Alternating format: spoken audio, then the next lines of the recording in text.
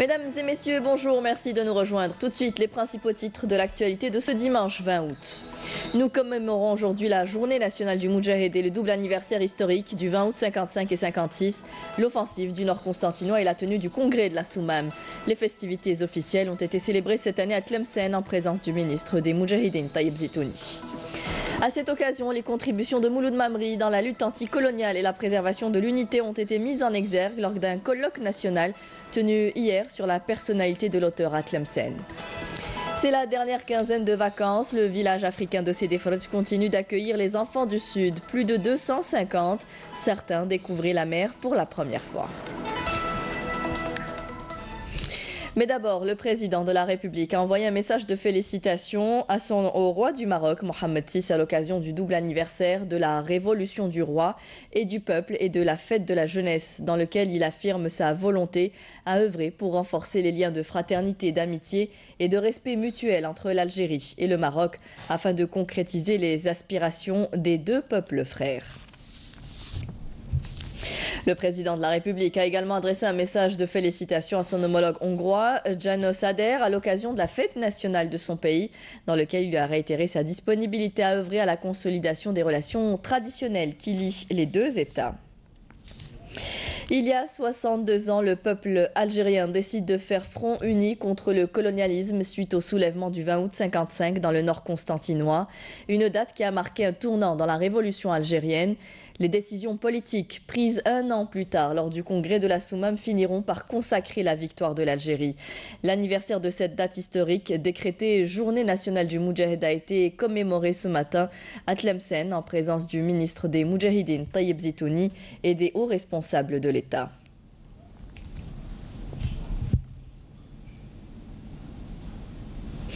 Taïeb Zitouni, le ministre des Moudjahidines, a lu à cette occasion un message au nom du président de la République. Je vous propose de l'écouter. إن تكريم المجاهد بإطلاق اسمه على هذه المناسبة تشريفا وتمجيدا ليومين بارزين في تاريخ الشعب الجزائري النضالي ينم عن الاهتمام الذي يوليه للقيمة الجوهرية المتمثلة في قدرته الجهادية من أجل الوطن والحرية. ونحن إذ نحتفي بهذا اليوم فلكي نستحضر من خلاله ما يختزنه من سمات العبقرية التي ألهمت جيل الثورة ليجعل من محطة 20 أوت 1955 و20 أوت 1956 منعطفا حاسما في تاريخ ثورتنا المجيدة بما تمخض عنهما من نتائج هامة وانعكاسات إيجابية على الصعيدين الداخلي والخارجي. Une cérémonie commémorative a été également organisée ce matin au siège du ministère des Affaires étrangères en présence du ministre Abdelkader Msahel.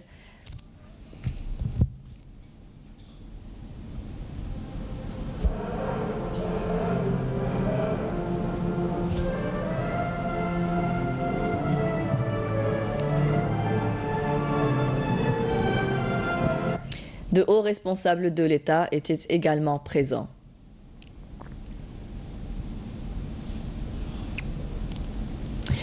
Une gerbe de fleurs a été déposée devant une stèle commémorative. La fête a été lue au nom des martyrs de la Révolution. Une commémoration pour ne pas oublier les souffrances et les combats vécus par le peuple algérien sous le joug du colonialisme. Un devoir de mémoire que le célèbre écrivain Mouloud Mamri avait tenu à accomplir. Sa contribution et son apport à la Révolution ont été mis en exergue justement lors du forum qui lui a été consacré hier à Tlemcen. Emel Bouarba. À Tlemcen, la célébration des festivités commémoratives du double anniversaire du Moudjahid et du congrès de la Soumam a été marquée par la tenue d'un séminaire sur le célèbre écrivain et anthropologue algérien Mouloud Mamri, en reconnaissance de sa contribution au combat libérateur contre le colonialisme français. Le ministre des Moudjahidines a évoqué à cette occasion la grandeur de cet homme qui a tant donné. Mouloud Mamri est à la fois un grand combattant, un nationaliste et un célèbre écrivain. C'est aussi un illustre poète, anthropologue, critique littéraire et linguiste de renommée mondiale. Il est l'une des figures emblématiques de la culture algérienne qui a contribué à la Renaissance, accompagnant le processus d'édification de la culture algérienne. L'intérêt accordé par le président de la République, le Moudjahid Abdelaziz Bouteflika, pour la consécration des valeurs spirituelles et civilisationnelles du peuple algérien et les fondements de son identité s'est traduit par la volonté politique pour la constitutionnalisation de la langue amazigh comme langue nationale et officielle, ce qui contribuera certainement à sa promotion et son intégration dans différents domaines d'activité. De son côté, le secrétaire général du Haut Commissariat à l'Amazigité a souligné que la caravane littéraire consacrée au centenaire de la naissance de l'auteur de La Colline oubliée et de L'Opium et le Bâton met en avant les contributions de cet écrivain à la guerre de libération nationale à travers ses œuvres. Les festivités de la caravane littéraire commémorant le centenaire de la naissance de Mouloud Mamri, sous le haut patronage du président de la République, Abdelaziz Bouteflika, s'étale tout au long de l'année, dans le cadre d'un programme national visant à réhabiliter l'écrivain décoré par la médaille du mérite de rang Achir par le président de la République. Nous espérons qu'il y aura une reconnaissance de Mouloud Mamri en tant que moudjahid ayant participé à libérer le pays du joug colonial. À l'occasion de ce double anniversaire historique, les noms de plusieurs martyrs qui se sont sacrifiés pour l'indépendance de l'Algérie ont été donnés à des structures et des lieux publics, une manière de perpétuer notre glorieuse histoire pour que nul n'oublie. Et à l'occasion de la célébration de la journée nationale du Moudjahid, Canal Algérie vous propose de suivre ce soir, dans la première partie de votre soirée, un documentaire intitulé Saut el-Ahrar. Il s'agit d'un regard croisé sur le mouvement national de deux penseurs, Mohamed Bouhamidi et Boukhalifa Amazit, un documentaire réalisé par Bouzid Ould Houssine et Nawel Belaidi. En voici un extrait.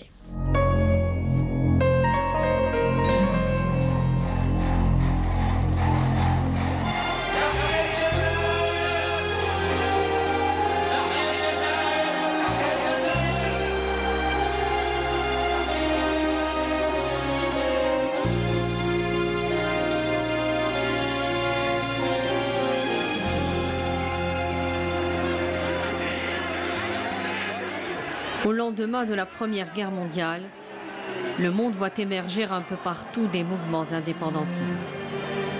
Ils annoncent la fin des empires et l'affirmation des nations.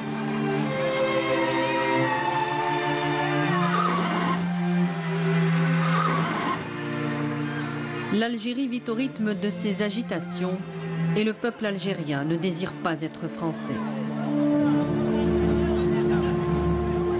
Le mouvement national va naître de cette période d'après-guerre, cruciale pour le peuple algérien.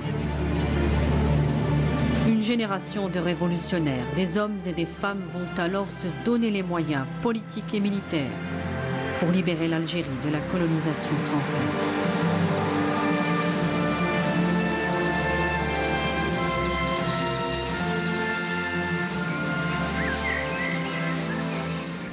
Un documentaire que vous pourrez donc suivre ce soir sur Canal Algérie. L'Aïd al-Adha, c'est dans une quinzaine de jours. Le ministère de l'Intérieur, des collectivités locales et de l'aménagement du territoire a mis en place, en prévision de la célébration de cette fête religieuse, une série de mesures sécuritaires en vue d'assurer le bon déroulement de cette fête en mobilisant tous les moyens humains et matériels nécessaires et en renforçant le dispositif de sécurité. Dans le cadre de la lutte antiterroriste et suite à l'opération menée près du douar de Silmehdi al-Khdaria dans la wilaya de Bouira par des détachements de l'ANP ayant permis d'éliminer 2 dangereux terroristes et de récupérer 2 armes à feu, il a été procédé à l'identification du 2e terroriste. Il s'agit de T. Ferid alias Ebou Obeida qui avait rallié les groupes terroristes en 2004. Dans le cadre de la sécurisation des frontières et de la lutte contre la criminalité organisée lors de 2 opérations de recherche menées près des frontières, des unités des gardes-frontières ont saisi à Tlemcen une grande quantité de kifs traités s'élevant à plus de 550 kg.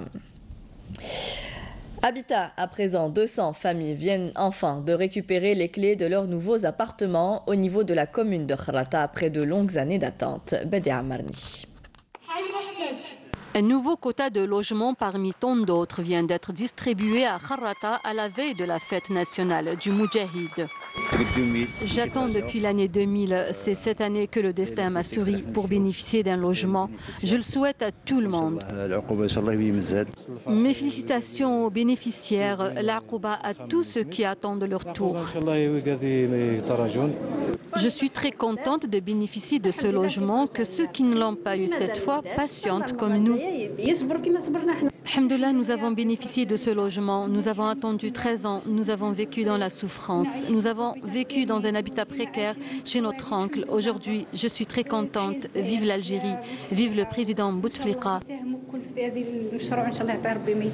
De nombreux projets de logement, tout type confondus, sont lancés dans la wilaya, ce qui est pour atténuer la crise de logement dans cette région du pays. Il existe un programme ambitieux au niveau de cette wilaya. Nous avons inscrit un peu plus de 40 069 logements de différentes formules, dont 13 883 de type logement social. Nous nous sommes lancés comme défi de mettre en œuvre tous les projets. Ces derniers sont aujourd'hui lancés. Actuellement, les travaux sont achevés pour 5 000 logements. La commémoration de la fête nationale du Moudjahid est une occasion pour réceptionner d'importants projets au niveau de la wilaya de Béjaïa, des projets destinés à l'amélioration des conditions de vie des citoyens. Dans la wilaya d'El Bayad, une centaine de fonciers industriels ont été distribués à des investisseurs afin de leur permettre de concrétiser leurs divers projets d'investissement. Résultat, 3 minoteries ont été lancées récemment. Elles arrivent à satisfaire l'autosuffisance de la wilaya. Mounana Welhamoudi. Peu de temps après leur lancement, ces 3 minoteries tournent bien. Avec une production dépassant les 500 tonnes de farine par jour, ces minoteries approvisionnent toute la région d'El Bayad, une aubaine pour les consommateurs puisque la surproduction de farine a permis de baisser considérablement son prix. Nous avons eu l'idée d'investir dans la minoterie car à Al Bayad, il n'y avait aucun investissement dans ce domaine. Les habitants pâtissaient pour trouver cette denrée qui provenait des autres wilayas. Aujourd'hui, nous sommes parvenus à réaliser l'autosuffisance en farine et même une surproduction que nous commercialisons en dehors de la wilaya.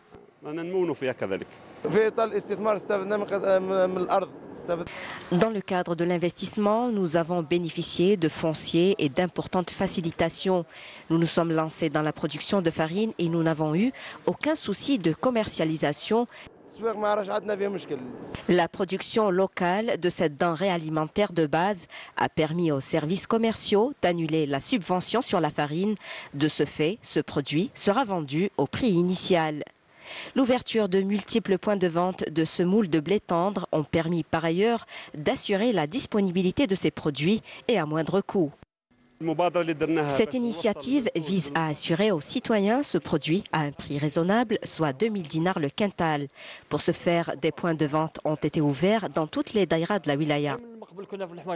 La farine coûte plus cher dans les commerces. Ici, elle est à 20 dinars le kilo. Chez les grossistes, ce sac de farine se vend à 600 dinars alors qu'il est à 500 dinars ici. Ces investissements ont permis en outre de répondre à la demande croissante en fourrage dans cette région pastorale, en plus de l'ouverture de 140 postes d'emploi directs. C'est encore les vacances, il reste du temps pour profiter de la mer. Le village africain de Sidi Frodj a accueilli plus de 250 enfants des wilayas du Sud. Certains découvraient la mer pour la première fois. Un riche programme culturel et sportif est mis en place pour l'occasion. Céline Ben Saïdi. Ce sont plus de 264 enfants venus des wilayas du Sud et les hauts plateaux à venir passer quelques jours ici au village africain de Sidi Frodj. La plupart découvrent la mer pour la première fois avec des yeux émerveillés par le bleu azur de la plage. Le matin, on va à la plage et l'après-midi, on sort se balader, on joue aux échecs, on fait plein d'activités. Et le soir, on organise des soirées. On se balade dans les parcs, les forêts, dans les centres commerciaux, on va à la plage. L'ambiance est vraiment géniale ici. Quand on est arrivé, on ne se connaissait pas, mais on est tous devenus comme des frères et sœurs.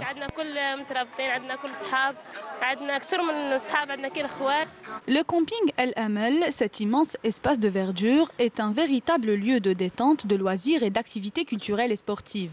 Il dispose aussi de 3 autres campings en dehors du village. Lors de sa visite d'inspection et de travail, le ministre de la Jeunesse et des Sports, El Hadi Ould Ali, s'est arrêté sur la qualité des prestations et de la prise en charge des jeunes résidents. Il est primordial que les enfants et les jeunes Algériens se retrouvent dans ce genre d'espaces qui sont devenus aujourd'hui des lieux de rencontre, d'échange, d'amitié et de découverte.